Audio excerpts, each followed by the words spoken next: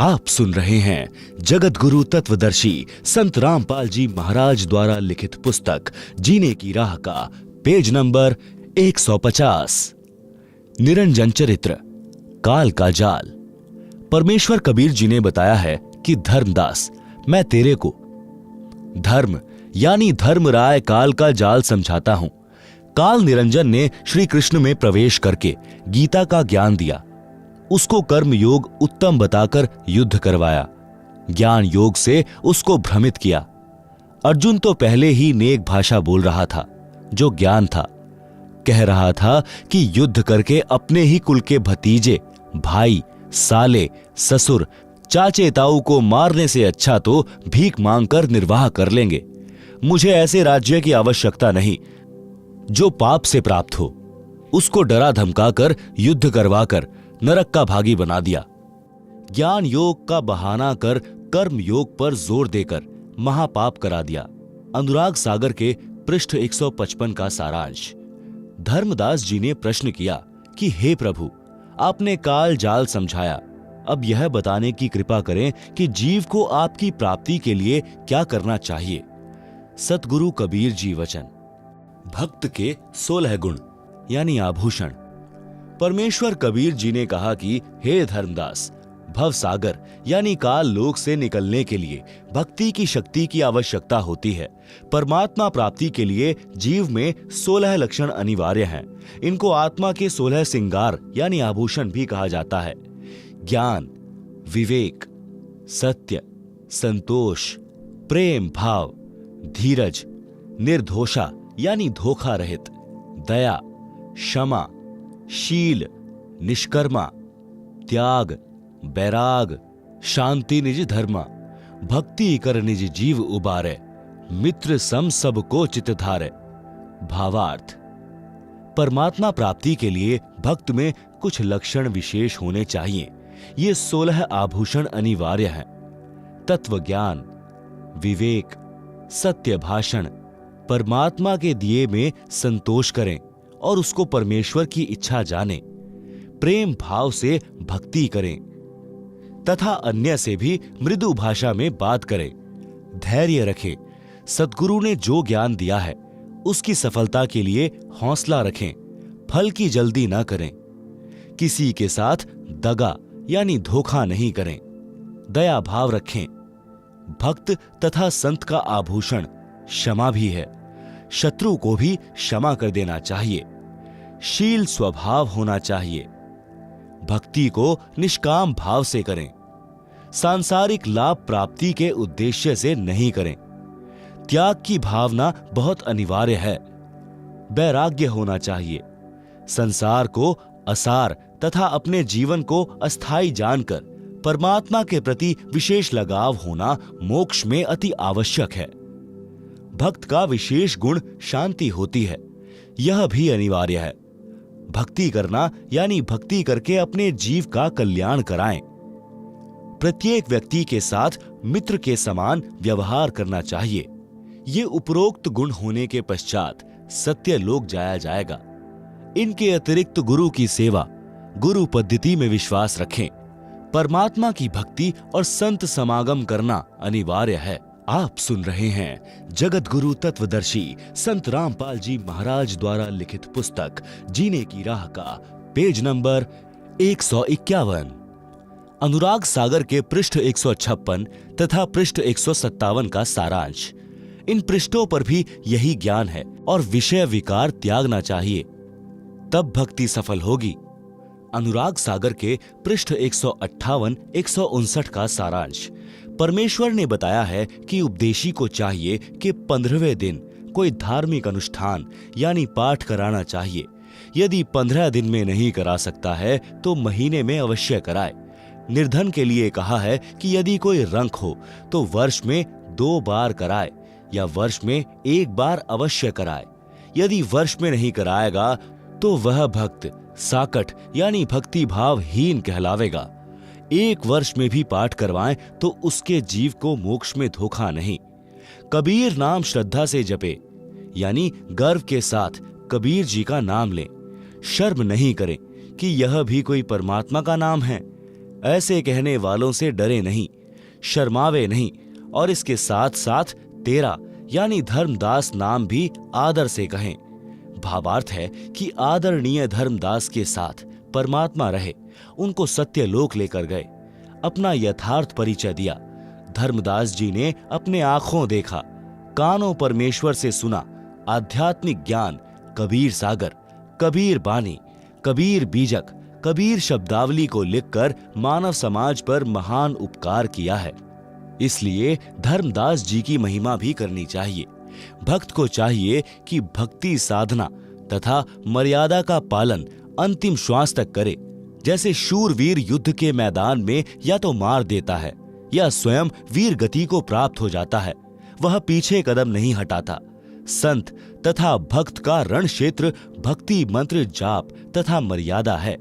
जो शिष्य गुरु से विमुख हो जाता है, नाम खंडित कर देता है, तो स्वाभाविक ही वह गुरु में कुछ दोष निकालेगा, जिस कारण से नरक में अग्नि कुंड में गिरेगा।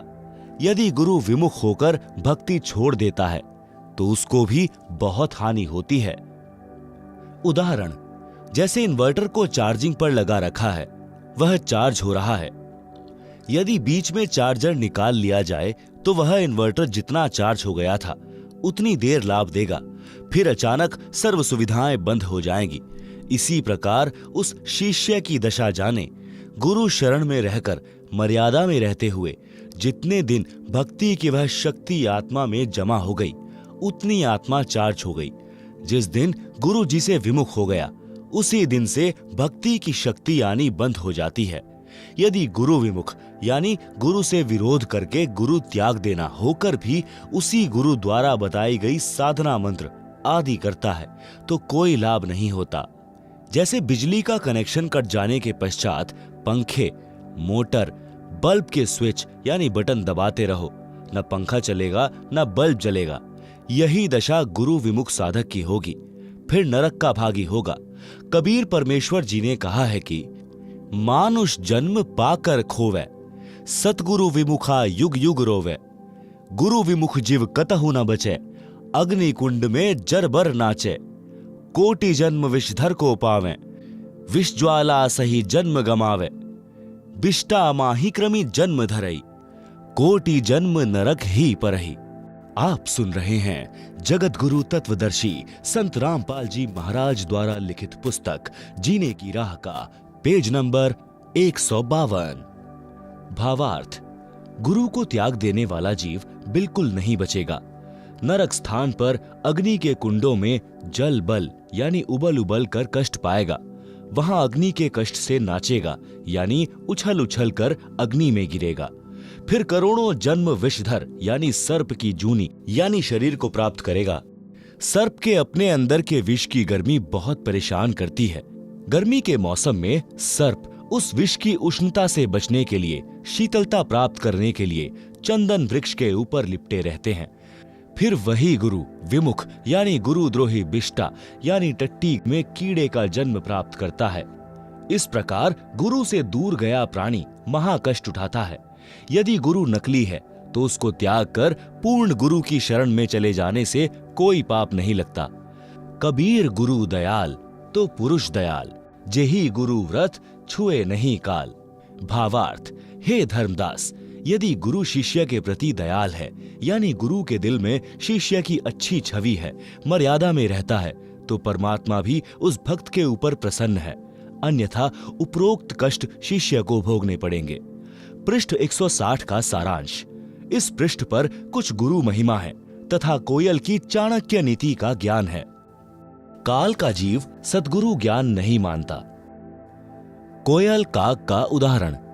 कोयल पक्षी कभी अपना भिन्न घोंसला बनाकर अंडे बच्चे पैदा नहीं करती। कारण यह कि कोयल के अंडों को कौवा खा जाता है। इसलिए कोयल को ऐसी नीति याद आई कि जिससे उसके अंडों को हानि ना हो सके।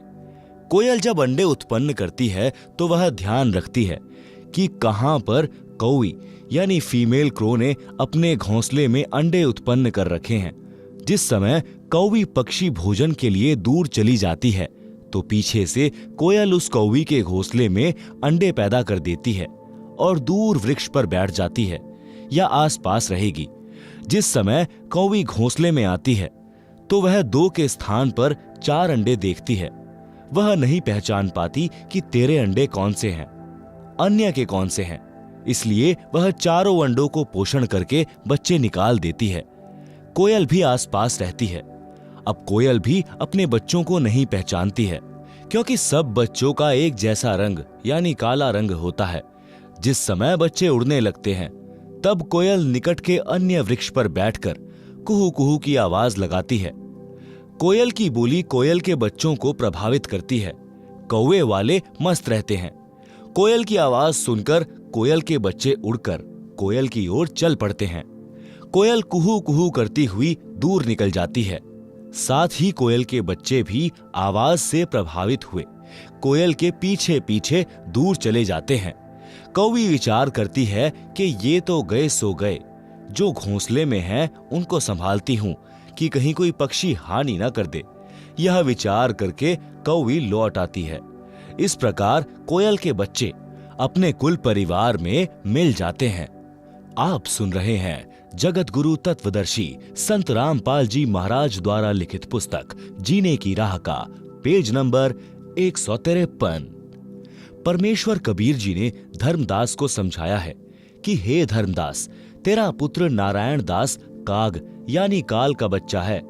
उसके ऊपर मेरे प्रवचनों का प्रभाव नहीं पड़ा। आप दयाल यानी करुणामय सत्पुरुष के अंश हो। आपके ऊपर मेरी प्रत्येक वाणी का प्रभाव हुआ और आप खींचे चले आए। काल के अंश नारायण दास पर कोई असर नहीं हुआ।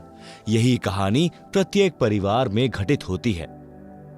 जो अंकुरी हंस यानी पूर्व जन्म के भक्ति संस्कारी, जो किसी जन्म में सद्गुरु कबीर जी के सत्य कबीर पंथ में दीक्षित हुए थे परंतु मुक्त नहीं हो सके, वे किसी परिवार में जन्मे हैं।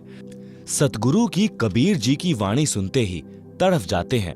आकर्षित होकर दीक्षा प्राप्त करके शिष्य बनकर अपना कल्याण कराते हैं। उसी परिवार में कुछ ऐसे भी होते हैं जो बिल्कुल नहीं मानते। अन्य जो दीक्षित सदस्य हैं उनका भी विरोध तथा मजाक करते हैं। वे काल के अंश हैं।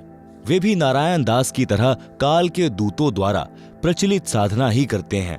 पृष्ठ 161 अनुराग सागर का सारांश। कबीर परमात्मा ने कहा कि हे धर्मदास, जिस प्रकार शूरवीर तथा कोयल के सुत यानी बच्चे चलने के पश्चात पीछे नहीं मुड़ते, इस प्रकार यदि कोई मेरी शरण में इस प्रकार धाय यानी दौड़कर सब बाधाओं को तोड़कर परिवार मोह छोड़कर मिलता है तो उसकी 101 पीढ़ियों को पार कर दूंगा।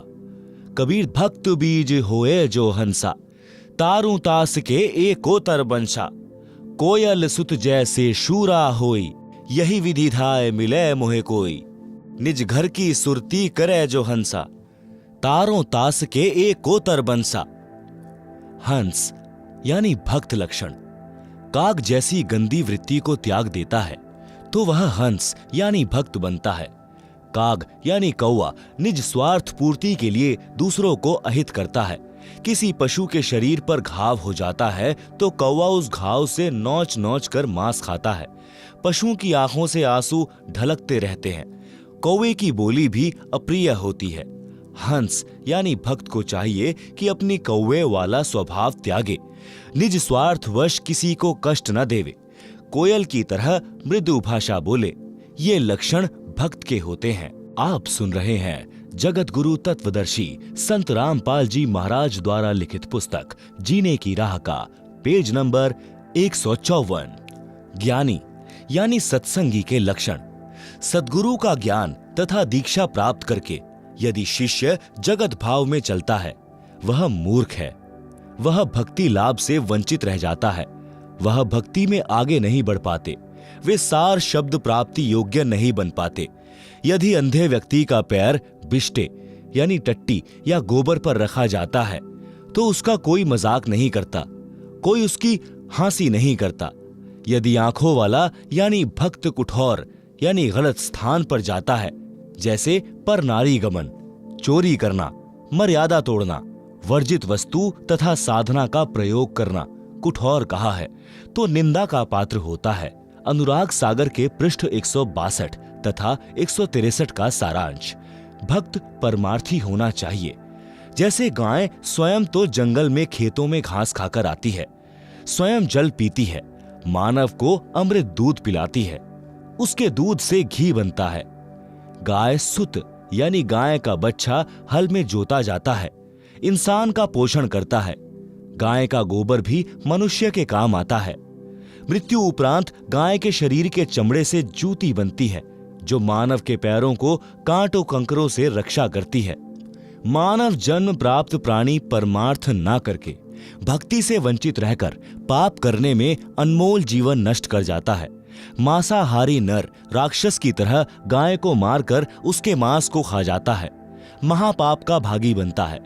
इस संबंध की परमेश्वर कबीर जी की निम्न वाणी पढ़ें। परमार्थी गौ का दृष्टांत। गौ को जानू परमार्थ खानी, गौ चाल गुण परखहु ज्ञानी। आपन चरे तृण उधाना, अचवे जल दे शीर निदाना। तासु शीर घृत देव अघाई, गौसुत नर के पोषक आही। विष्ठा तासु काज नर आवे, नर अधकर्मी जन्म गमावे। टीका पुरे तब गौतन नासा, नर राक्षस गोतन लेत ग्रासा। चाम तासु तन अति सुखदाई, एतिक गुण इक गोतन भाई। परमार्थी संत लक्षण। गौ सम संत गहे यह बानी, तो नहीं काल करे जिवहानी। नरतन लहियस बुद्धि होई, सतगुरु मिले अमर है सोई। सुनी धर्मनी परमारथ बानी, परमारथ ते होए न हानि। पद परमारथ संत आधारा, गुरु सम लेई सो उतरे पारा। सत्य शब्द को परिचय पावे, परमारथ पद लोक सिधावे। सेवा करे विसारे आपा, आपा थाप अधिक संतापा। यह नर अश्चातुर बुद्धि माना, गुण शुभ कर्म कहे हम ठाना। ऊंचा कर्म अपने सिर लीना, अवगुण कर्म पर सिर दीन्हा। तात होए शुभ कर्म विनाशा, धर्मदास पद गहो विश्वासा। आशा एक नाम की राखे, निज शुभ कर्म प्रगट नहीं भाके। गुरु पद रहे सदा लौलीना, जैसे जलहीन विसरत मीना।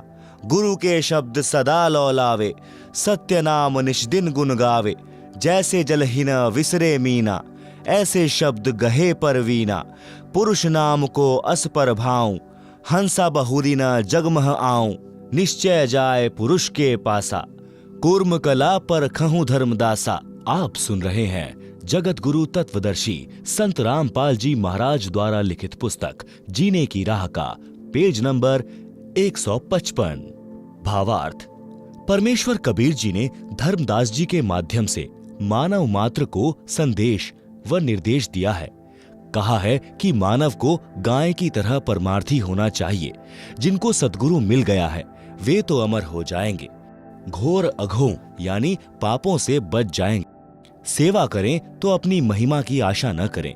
यदि अपने आप को थाप यानी मान बढ़ाई के लिए अपने आप को महिमावान मान लेगा तो उसको अधिक कष्ट होगा। शुभ कर्म नष्ट हो जाएंगे। उपदेशी केवल एक नाम की आशा रखें, मान बढ़ाई की चाह हृदय से त्याग दें। अपने शुभ कर्म यानी दान या अन्य सेवा किसी के सामने न बताएं। गुरु जी के पद यानी चरण यानी गुरु की शरण में ऐसे रहें जैसे जल में मीन रहती है। मछली एक पल भी पानी के बिना नहीं रह सकती, तुरंत मर जाती है। ऐसी गुरु की शरण को महत्व देवें। गुरु जी द्वारा दिए शब्द यानी जाप मंत्र यानी सतगुरु शब्द जो सत्य नाम है यानी वास्तविक भक्ति मंत्र में सदा लीन रहें। जो पुरुष यानी परमात्मा का भक्ति मंत्र है उसका ऐसा प्रभाव है, उसमें इतनी शक्ति है कि साधक पुनः संसार में जन्म मरण के चक्र में नहीं आता। वह वहां चला जाता है जो सनातन परम धाम, जहां परम शांति है, जहां जाने के पश्चात साधक कभी लौटकर संसार में नहीं आता। यही प्रमाण श्रीमद् भगवद गीता अध्याय 18 श्लोक 62 में है। गीता ज्ञान दाता ने कहा है कि हे अर्जुन, तू सर्व भाव से उस परमेश्वर की शरण में जा। उस परमेश्वर की कृपा से ही तू परम शांति को तथा सनातन परम धाम यानी शाश्वतम स्थानम को प्राप्त होगा। अध्याय 18 श्लोक 62। गीता अध्याय 15 श्लोक 4 में गीता ज्ञान दाता ने कहा है कि तत्व ज्ञान प्राप्ति के पश्चात परमेश्वर के उस परम पद की खोज करनी चाहिए जहां जाने के पश्चात साधक लौटकर कभी संसार में नहीं आता। जिस परमेश्वर ने संसार रूपी वृक्ष की रचना की है उसी की भक्ति करो। अध्याय 15 श्लोक 4। गीता ज्ञान दाता ने अपनी नाशवान अर्थात जन्म मरण की स्थिति गीता अध्याय 2 श्लोक 12, अध्याय 4 श्लोक 5-9 में तथा अध्याय 10 श्लोक 2 में स्पष्ट है कि हे अर्जुन, तेरे और मेरे बहुत जन्म हो चुके हैं, तू नहीं जानता, मैं जानता हूं। पाठक जनों, गीता से स्पष्ट हुआ कि गीता ज्ञान दाता यानी काल ब्रह्म है जो श्री कृष्ण जी के शरीर में प्रवेश करके बोल रहा था, नाशवान है, जन्म मरण के चक्र में है, तो उसके उपासक की भी यही स्थिति होती है। इसलिए गीता अध्याय 18 श्लोक 62 तथा अध्याय 15 श्लोक 4 में वर्णित लाभ प्राप्त नहीं हो सकता। दूसरी बात यह सिद्ध होती है कि गीता ज्ञान दाता से कोई अन्य समर्थ तथा सर्व लाभदायक परमेश्वर है जिसकी शरण में जाने के लिए गीता ज्ञान दाता यानी काल ब्रह्म ने कहा है। वह परमेश्वर कबीर बंदी छोड़ जी है।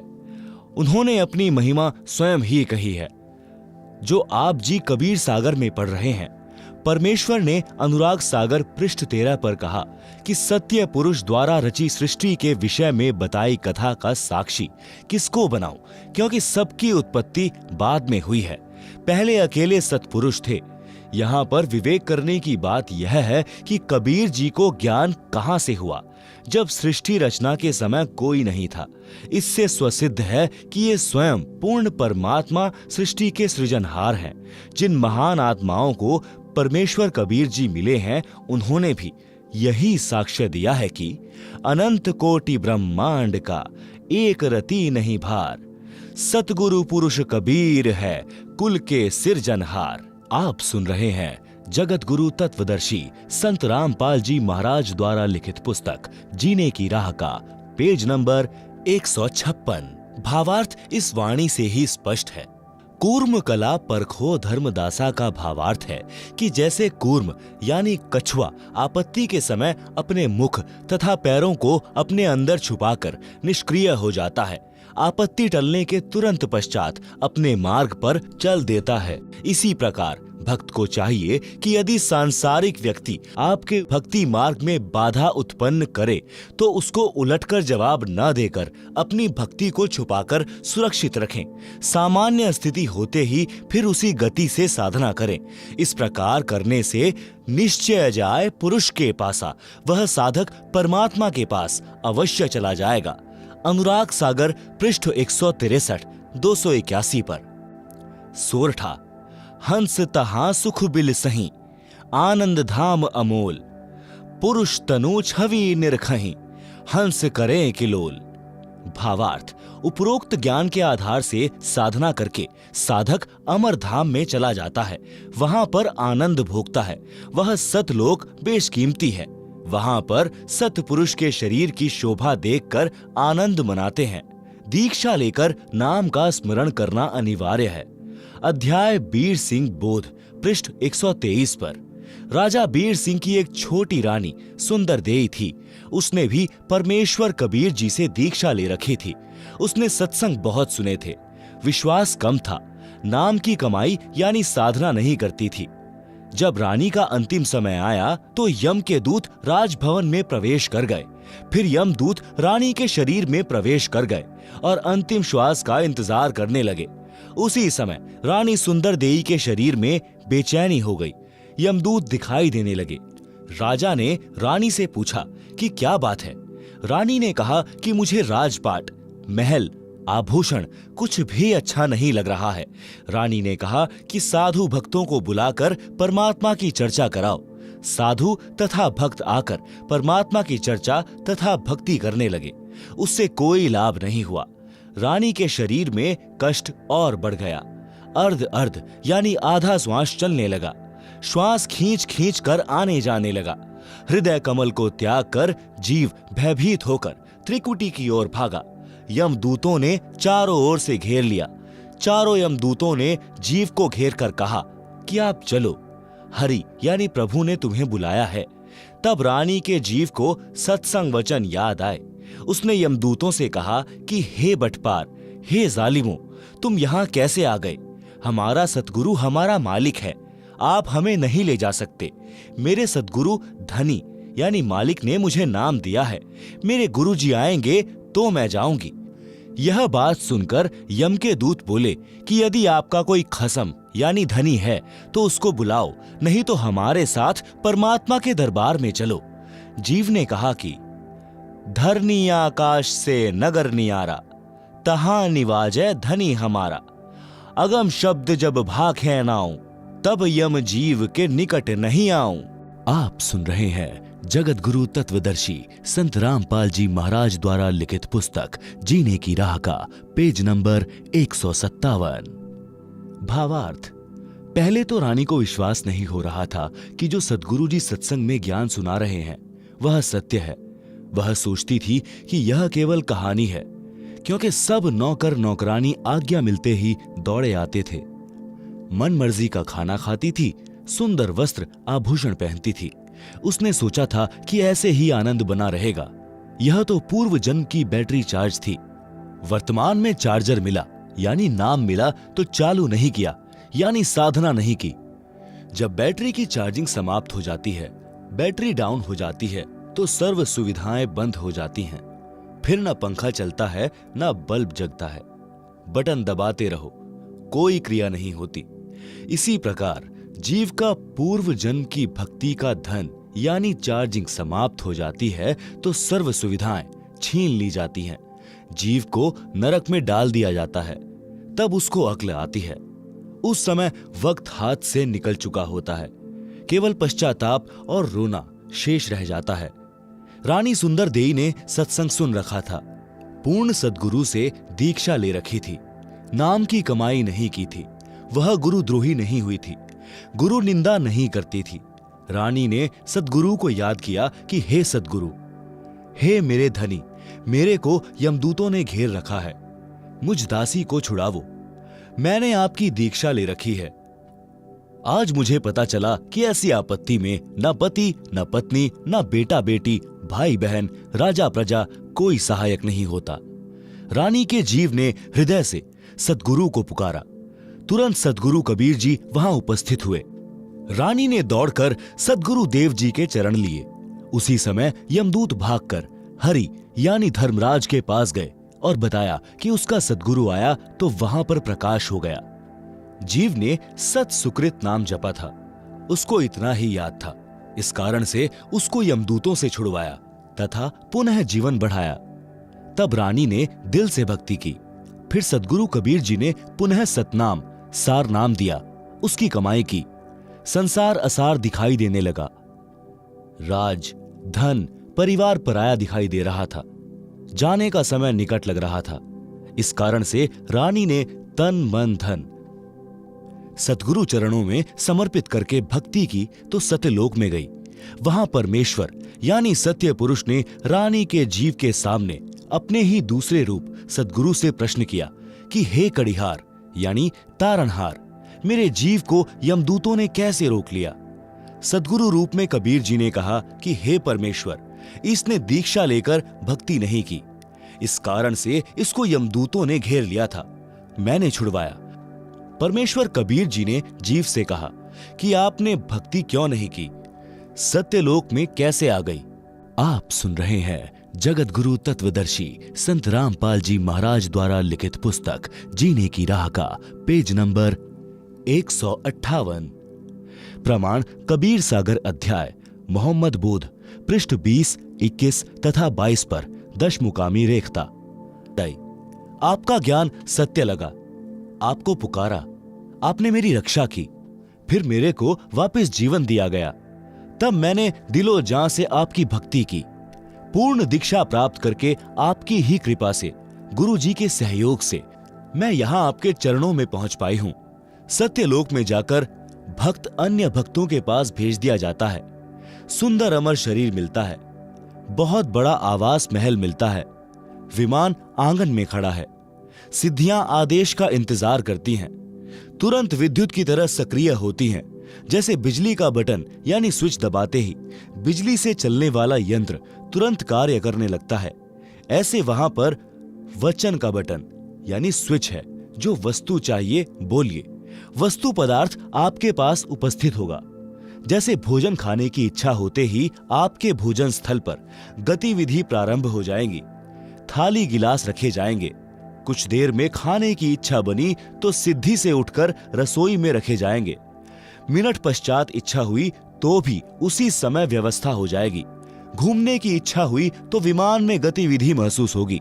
विमान के निकट जाते ही द्वार खुल जाएगा, विमान स्टार्ट हो जाएगा। जहां जिस द्वीप में जाने की इच्छा होगी, विचार करने पर विमान उसी ओर उड़ चलेगा। इच्छा करते ही ताजे ताजे फल वृक्षों से तोड़कर लाकर आपके समक्ष रख दिए जाएंगे। सत्यलोक की नकल यह काल लोक है। इसी तरह स्त्री पुरुष परिवार हैं। सत्यलोक में दो तरह से संतानों की उत्पत्ति होती है, शब्द से तथा मैथुन से। वह हंस पर निर्भर करता है। वचन से संतानोत्पत्ति वाला क्षेत्र सत्पुरुष के सिंहासन के चारों ओर है। नर नारी से परिवार वाला क्षेत्र उसके बाद में है। वचन से संतान उत्पन्न करने वाले केवल नर ही उत्पन्न करते हैं। सत्यलोक में वृद्धावस्था नहीं है। नर नारी वाले क्षेत्र में लड़के तथा लड़कियां दोनों उत्पन्न करते हैं, विवाह करते हैं। केवल वचन से जो बच्चे उत्पन्न होते हैं वे काल लोक से मुक्त होकर गए जीव जन्म लेते हैं, फिर कभी नहीं मरते न वृद्ध होते। जो सत्यलोक में मुक्त होकर जाते हैं उनको सर्वप्रथम सत्य पुरुष जी के दर्शन कराए जाते हैं। उस समय उसका ही वही स्वरूप रहता है जैसा पृथ्वी से आता है, परंतु वृद्ध नीचे से गया तो वहां सत्पुरुष के सामने उसी अवस्था व स्वरूप में जाता है।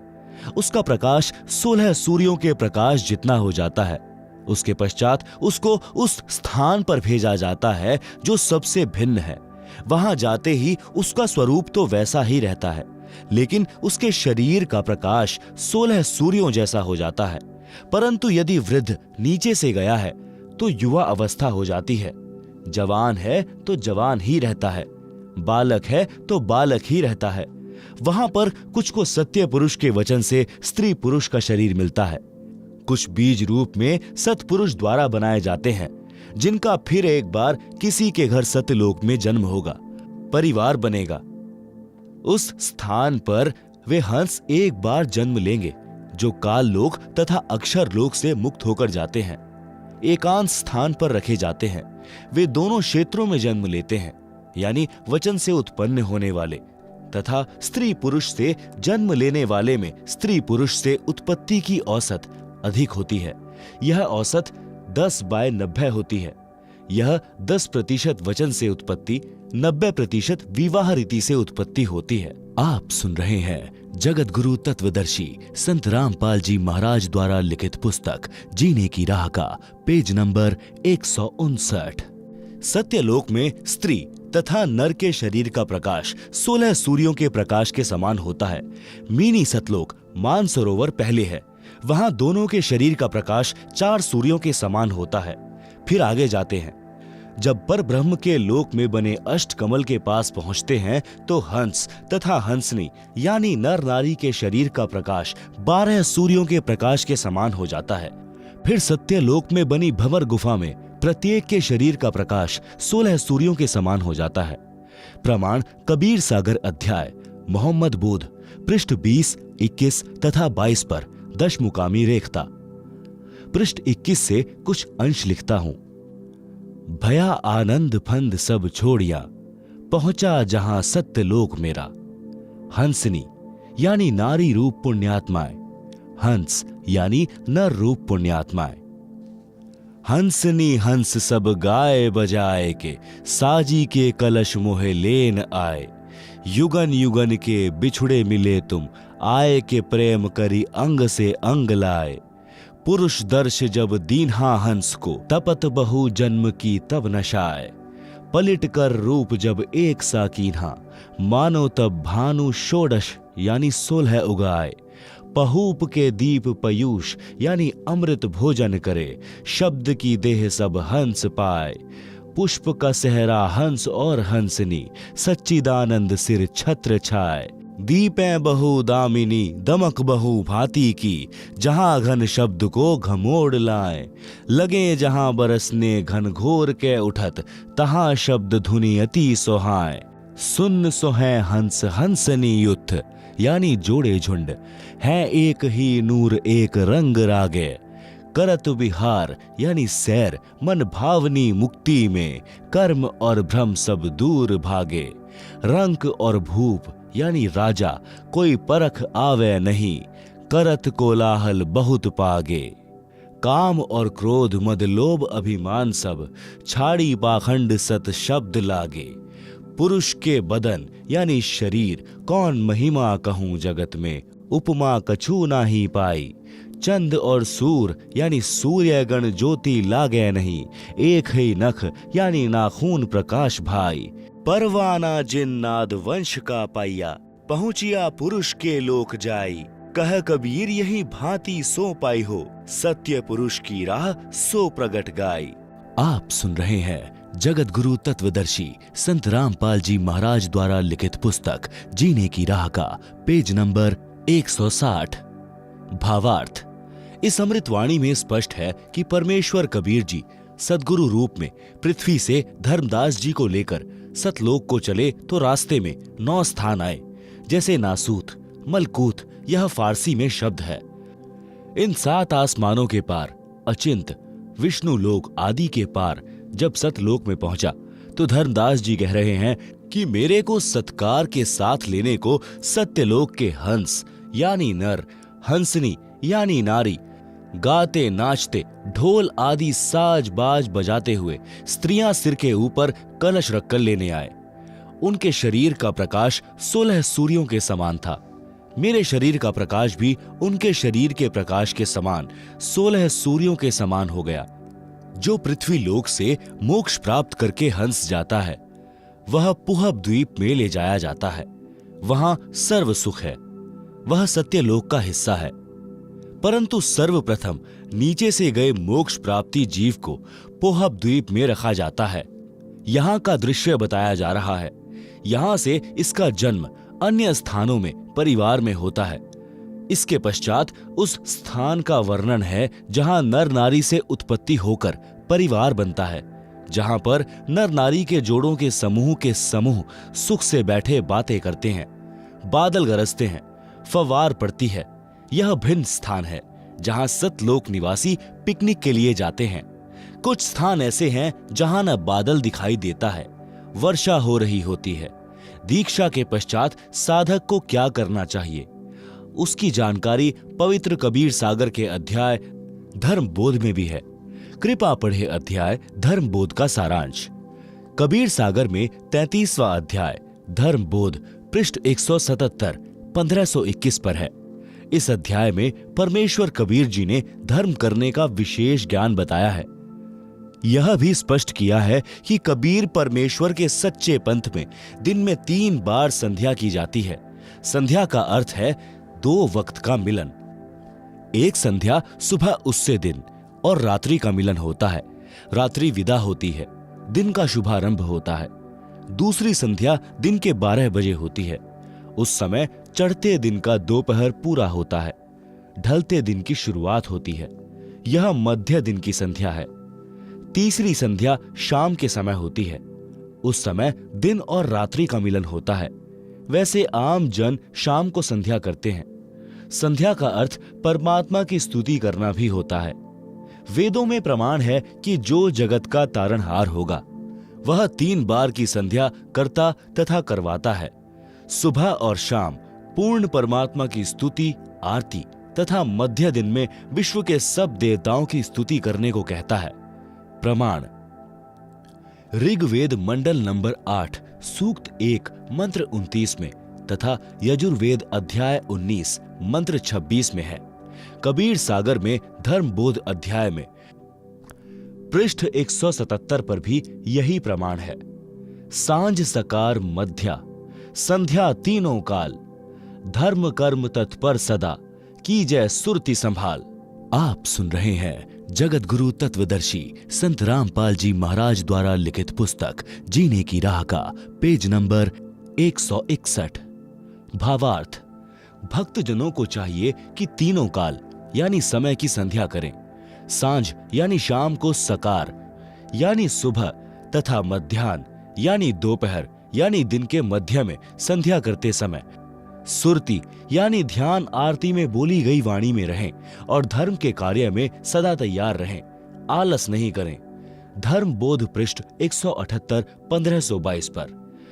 कबीर कोटिन कंटक घेरी, ज्यों नित्य क्रिया निज कीन्ह, सुमिरन भजन एकांत में, मन चंचल गहलीन। भावार्थ, भक्त के ऊपर चाहे करोड़ों कष्ट पड़े, परंतु अपनी नित्य की क्रिया यानी तीनों समय की संध्या अवश्य करनी चाहिए तथा चंचल मन को रोककर एकांत में परमात्मा की दीक्षा वाले नाम का जाप करें। कबीर भक्तों अरु गुरु की सेवा कर श्रद्धा प्रेम सहित, परम प्रभु यानी सत्य पुरुष ध्या वही, करी अतिशय मन प्रीत। भावार्थ, अपने गुरुदेव तथा सत्संग में या घर पर आए भक्तों की सदा आदर के साथ सेवा करें। श्रद्धा तथा प्रेम से सेवा करनी चाहिए। परम प्रभु यानी परम अक्षर पुरुष की भक्ति अत्यधिक प्रेम से करें। भक्त जति तथा सती होनी चाहिए। जति के लक्षण। पुरुष यति सो जानिए, निज त्रिया तक विचार, माता बहन पुत्री सकल और जग की नार। भावार्थ, यति पुरुष उसको कहते हैं जो अपनी स्त्री के अतिरिक्त अन्य स्त्री में पति पत्नी वाला भाव न रखे, पर स्त्री को आयु अनुसार माता, बहन या बेटी के भाव से जाने। सती स्त्री के लक्षण। स्त्री सो जो पतिव्रत धर्म धरे, निज पति सेवत जोए, अन्य पुरुष सब जगत में पिता भ्रात सुत होए, अपने पति की आज्ञा में रहे, निज तन मन से लाग, पिया विपरीत ना कछु करे, तात्रिया को बड़ भाग। भावार्थ, सती स्त्री उसको कहते हैं जो अपने पति से लगाव रखे, अपने पति के अतिरिक्त संसार के अन्य पुरुषों को आयु अनुसार पिता, भाई तथा पुत्र के भाव से देखे यानी बरते, अपने पति की आज्ञा में रहे, मन तन से सेवा करे, कोई कार्य पति के विपरीत ना करे। आप सुन रहे हैं जगत गुरु तत्वदर्शी संत रामपाल जी महाराज द्वारा लिखित पुस्तक जीने की राह का पेज नंबर 162। दान करना कितना अनिवार्य है। कबीर साहब कहते हैं, मनोकामना बिहाय के हर्ष सहित करे दान, ताका तन मन निर्मल होए पाप की हान। यज्ञ दान बिन गुरु के निष्दिन माला फेर, निष्फल वह करनी सकल सतगुरु भाख्या टेर। प्रथम गुरु से पूछिए कीजय काज बहोर, सो सुखदायक होत है मिटे जीव का खोर। भावार्थ, कबीर परमेश्वर जी ने बताया है कि बिना किसी मनोकामना के जो दान किया जाता है वह दान दोनों फल देता है। वर्तमान जीवन में कार्य की सिद्धि भी होगी तथा भविष्य के लिए पुण्य जमा होगा, और जो मनोकामना पूर्ति के लिए किया जाता है वह कार्य सिद्धि के पश्चात समाप्त हो जाता है। बिना मनोकामना पूर्ति के लिए किया गया दान आत्मा को निर्मल करता है, पाप नाश करता है। पहले गुरु धारण करो, फिर गुरुदेव जी के निर्देश अनुसार दान करना चाहिए। बिना गुरु के कितना ही दान करो और कितना ही नाम स्मरण की माला फेरो, सब व्यर्थ प्रयत्न है। यह सद्गुरु पुकार पुकार कर कहता है। प्रथम गुरु की आज्ञा लें, तब अपना नया कार्य करना चाहिए। वह कार्य सुखदायक होता है तथा मन की सब चिंता मिटा देता है। कबीर साहब कहते हैं, अभ्यागत आगम निरखी, आदर मान समेत, भोजन छाजन बित यथा, सदा काल जो देत। भावार्थ, आपके घर पर कोई अतिथि आ जाए तो आदर के साथ भोजन तथा बिछावना अपनी वित्तीय स्थिति के अनुसार सदा देना चाहिए। सोई मलेच्छ समझानिए, गृही जो दान विहीन, यही कारण नित दान करें जो नर चतुर प्रवीण। भावार्थ, जो गृहस्थी व्यक्ति दान नहीं करता वह तो म्लेच्छ यानी दुष्ट व्यक्ति के समान है। इसलिए हे बुद्धिमान, नित यानी सदा दान करो। पात्र कुपात्र विचार के तब दीजै ताहि दान, देता लेता सुख लह अंत होए नहीं हान। भावार्थ, दान कुपात्र को नहीं देना चाहिए, सुपात्र को दान हर्षपूर्वक देना चाहिए। सुपात्र गुरुदेव बताया है। फिर कोई भूखा है, उसको भोजन देना चाहिए। रोगी का उपचार अपने वित्त सामने धन देकर करना। बाढ़ पीड़ितों, भूकंप पीड़ितों को समूह बनाकर भोजन, कपड़े अपने हाथों देना सुपात्र को दिया दान कहा है। इसमें कोई हानि नहीं होती। धर्म बोध पृष्ठ 179 का सारांश। कबीर साहब कहते हैं, फल कारण सेवा करें, निष्दिन याचै राम। कह कबीर सेवा नहीं, जो चाहे चौगुने दाम।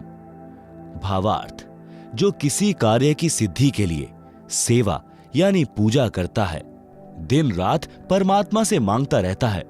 परमेश्वर कबीर जी ने कहा है कि वह सेवा सेवा नहीं, जो 4 गुना धन सेवा के बदले इच्छा करता है।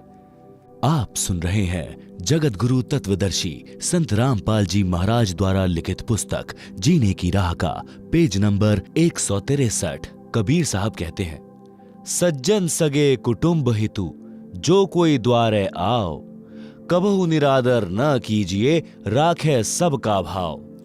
भावार्थ, भद्र पुरुषों, सगे यानी रिश्तेदारों, कुटुंब यानी परिवारजनों तथा हितु यानी आपके हितैषियों का आपके द्वार पर आना हो तो कभी अनादर नहीं करना चाहिए, सबका भाव रखना चाहिए। कबीर साहब कहते हैं, कोड़ी कोड़ी जोड़कर कीने लाख करोड़, पैसा एक न संग चले केते दाम बटोर। भावार्थ, दान धन पर पैसा खर्च किया नहीं, लाखों करोड़ों रुपए जमा कर लिए, संसार छोड़कर जाते समय एक पैसा भी साथ नहीं चलेगा, चाहे कितना ही धन संग्रह कर लो। जो धन हरि के हेत धर्म राह नहीं लगात, सो धन चोर लबार गह धर छाती पर लात। भावार्थ, जो धन परमात्मा के निमित्त खर्च नहीं होता, कभी धर्म कर्म में नहीं लगता, उसके धन को डाकू, चोर, लुटेरे छाती ऊपर लात धरकर यानी डरा धमकाकर छीन ले जाते हैं। सत का सौदा जो करे, दंभ छल छिद्र त्यागे, अपने भाग का धन लहे पर धन विष सम लागे। भावार्थ, अपने जीवन में परमात्मा से डरकर सत्य के आधार से सर्व कर्म करने चाहिए। जो अपने भाग्य में धन लिखा है उसी में संतोष करना चाहिए, पर धन को विष के समान समझें। भूखा जहीं घर ते फिरे, ताको लागे पाप, भूखो भोजन जो देत हैं कटे कोटि संताप। भावार्थ, जिस घर से कोई भूखा लौट जाता है उसको पाप लगता है। भूखों को भोजन देने वालों के करोड़ों विघ्न टल जाते हैं।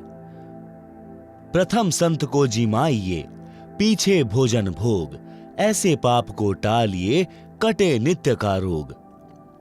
भावार्थ, यदि आपके घर पर कोई संत यानी भक्त आ जाए तो पहले उसको भोजन कराना चाहिए, पीछे आप भोजन खाना चाहिए। इस प्रकार अपने सिर पर नित्य आने वाले पाप के कारण कष्ट को टालना चाहिए। धर्म बोध पृष्ठ 180 का सारांश। कबीर साहब कहते हैं, यद्यपि उत्तम कर्म करी रहे रहित अभिमान, साधु दे की सिर नावते करते आदर मान। भावार्थ, अभिमान त्याग कर श्रेष्ठ कर्म करने चाहिए। संत भक्त को आता देखकर शीश झुकाकर प्रणाम तथा सम्मान करना चाहिए। कबीर साहब कहते हैं, बार बार निज श्रवण ते सुने जो धर्म पुराण, कोमल चित उदार नित हिंसा रहित बखान। भावार्थ, भक्त को चाहिए कि वह बार बार धर्म कर्म के विषय में सत्संग ज्ञान सुने और अपना चित्त कोमल रखे। अहिंसा परम धर्म है, ऐसे अहिंसा संबंधी प्रवचन सुनने चाहिए। आप सुन रहे हैं जगत गुरु तत्वदर्शी संत रामपाल जी महाराज द्वारा लिखित पुस्तक जीने की राह का पेज नंबर 164। कबीर साहब कहते हैं, न्याय धर्म युक्त कर्म सब करें, न करना कभू अन्याय, जो अन्यायी पुरुष हैं बंधे यमपुर जाएं। भावार्थ, सदा न्याय युक्त कर्म करने चाहिए, कभी भी अन्याय नहीं करना चाहिए। जो अन्याय करते हैं वे यमराज के लोक में नरक में जाते हैं। धर्म बोध पृष्ठ 181 का सारांश। कबीर साहब कहते हैं, गृह कारण में पाप बहु, नित लागे सुन लोए, ताहिते दान अवश्य है, दूर ताहिते होए। चक्की चौके चूल्ह में, झाड़ू अरु जलपान, गृही आश्रमी को नित्य यह, पाप पांचे विधि जान। भावार्थ, गृहस्थी को चक्की से आटा पीसने में, खाना बनाने में, चूल्हे में अग्नि जलाई जाती है। चौका अर्थात स्थान लीपने में तथा झाड़ू लगाने तथा खाने तथा पीने में 5 प्रकार से पाप लगते हैं। हे संसारी लोगों, सुनो, इन कारणों से आपको नित पाप लगते हैं, इसलिए दान करना आवश्यक है। ये पाप दान करने से ही नाश होंगे। कबीर साहब कहते हैं, कछु कटे सत्संग ते, कछु नाम के जाप, कुछ संत के दर्शते, कछु दान प्रताप। भावार्थ, भक्त के पाप कई धार्मिक क्रियाओं से समाप्त होते हैं। कुछ सत्संग वचन सुनने से, ज्ञान यज्ञ के कारण, कुछ नाम के जाप से, कुछ संत के दर्शन करने से तथा कुछ दान के प्रभाव से समाप्त होते हैं। जैसे वस्त्र पहनते हैं, मिट्टी धूल लगने से मैले होते हैं, उनको पानी साबुन से धोया जाता है। इसी प्रकार नित्य कार्य में पाप लगना स्वाभाविक है। इसी प्रकार वस्त्र की तरह सत्संग वचन, नाम स्मरण, दान व संत दर्शन रूपी साबुन पानी से नित्य धोने से आत्मा निर्मल रहती है, भक्ति में मन लगा रहता है। कबीर साहब कहते हैं, जो धन पाए न धर्म करत, ना ही सद्व्यवहार, सो प्रभु के चोर हैं, फिरते मारो मार। भावार्थ, जो धन परमात्मा ने मानव को दिया है, उसमें से जो दान नहीं करते और ना अच्छा आचरण करते हैं, वे परमात्मा के चोर हैं, जो माया जोड़ने की धुन में मारे मारे फिरते हैं। संत गरीबदास जी ने भी कहा है कि जिन हर की चोरी करी और गए राम गुण भूल, ते विधना बागुल किए रहे ऊर्ध मुख झूल। यही प्रमाण गीता अध्याय 3 श्लोक 10 से 13 में कहा है कि जो धर्म कर्म नहीं करते, जो परमात्मा द्वारा दिए धन से दान आदि धर्म कार्य नहीं करते, वे तो चोर हैं। वे तो अपना शरीर पोषण के लिए ही अन्न पकाते हैं, धर्म में नहीं लगाते, वे तो पाप ही खाते हैं। आप सुन रहे हैं जगत गुरु तत्वदर्शी संत रामपाल जी महाराज द्वारा लिखित पुस्तक जीने की राह का पेज नंबर 165। बच्चों को शिक्षा अवश्य दिलानी चाहिए। कबीर साहब कहते हैं, मात पिता सो शत्रु हैं, बाल पढ़ावें नाही, हंसन में बगुला यथा, तथा अनपढ़ सो पंडित माही। भावार्थ, जो माता पिता अपने बच्चों को पढ़ाते नहीं, वे अपने बच्चों के शत्रु हैं। अशिक्षित व्यक्ति शिक्षित व्यक्तियों में ऐसा होता है जैसे हंस पक्षियों में बगुला। यहां पढ़ाने का तात्पर्य धार्मिक ज्ञान कराने से है, सत्संग आदि सुनने से है। यदि किसी व्यक्ति को आध्यात्मिक ज्ञान नहीं है तो वह शुभ अशुभ कर्मों को नहीं जान पाता, जिस कारण से वह पाप करता रहता है। जो सत्संग सुनते हैं उनको संपूर्ण कर्मों का तथा अध्यात्म का ज्ञान हो जाता है। वह कभी पाप नहीं करता। वह हंस पक्षी जैसा है जो सरोवर से केवल मोती खाता है, जीव जंतु मछली आदि आदि नहीं खाता।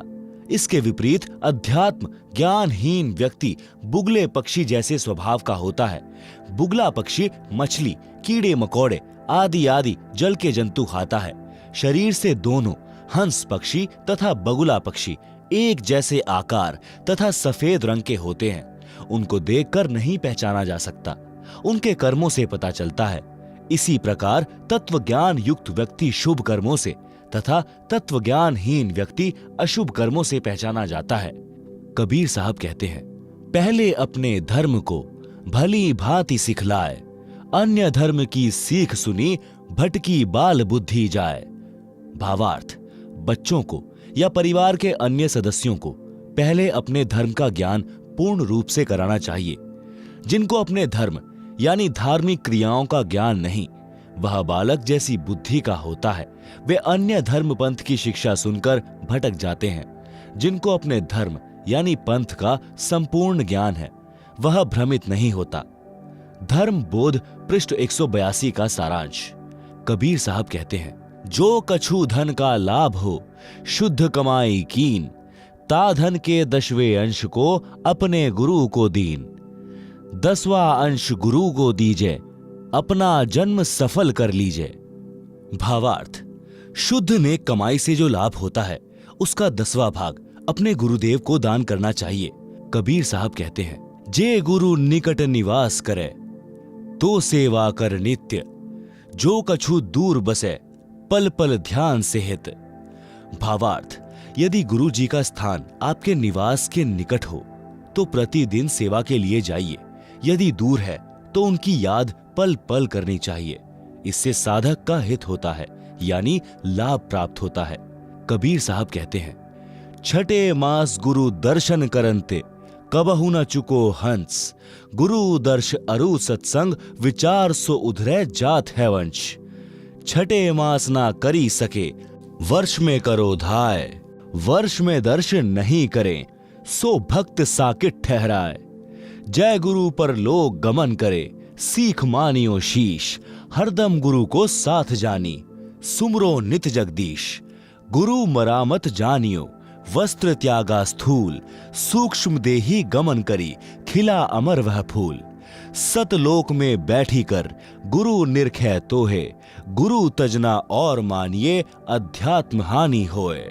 गुरु के शिष्य की जगदीश करे सहाय, नाम जपै अरुदान धर्म में कबहु ना अलसाए। जैसे रवि आकाश से सबके साथ रहाए, उष्णता अरु प्रकाश को दूर ही ते पहुंचाए। ऐसे गुरु जहां बसे सब पर करे रजा, गुरु समीप जानकर सकल विकार करत लजा। आप सुन रहे हैं जगत गुरु तत्वदर्शी संत रामपाल जी महाराज द्वारा लिखित पुस्तक जीने की राह का पेज नंबर 166। भावार्थ, गुरु जी के दर्शन छठे महीने अवश्य करें। सत्संग और गुरु दर्शन से पूरा वंश मुक्त हो जाता है। यदि छठे मास दर्शन नहीं कर सकता तो वर्ष में बेसब्रा होकर यानी अति उत्साह के साथ दर्शन करने जाएं। यदि एक वर्ष में गुरु दर्शन नहीं करता है तो वह शिष्य भक्तिहीन माना जाता है। यदि गुरुजी सतलोक चले गए तो उनकी शिक्षा को आधार मानकर अपना धर्म कर्म करते रहिए। अपने गुरुदेव को पल पल अपने साथ समझकर परमेश्वर का भजन करो। जो गुरुजी ने दीक्षा मंत्र दिए हैं उनका जाप करते रहो। गुरुजी को मरा नहीं समझें।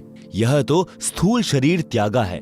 जैसे वस्त्र उतार दिए जाते हैं, शरीर तो सुरक्षित रहता है, इसी प्रकार स्थूल शरीर रूपी वस्त्र त्यागा है।